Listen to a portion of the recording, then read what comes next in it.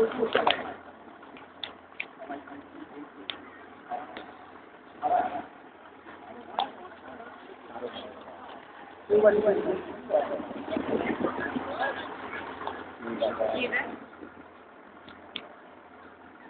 হচ্ছে যখন মানে মাছ থাকাকালীন যে কিছু প্রবলেম হয়, এটা ঘোরালে এটা আওয়াজ পাটা দেয় তো হাওয়াটাকে কাটিয়ে এটা হেভি জোরে উঠছে না ভেতরে চাকা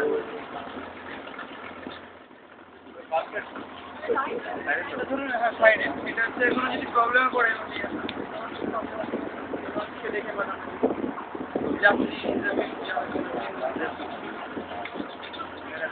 জোরে বাড়ছে হেভি তো পেপার ওপর শোনা যায় অনেক লাগে।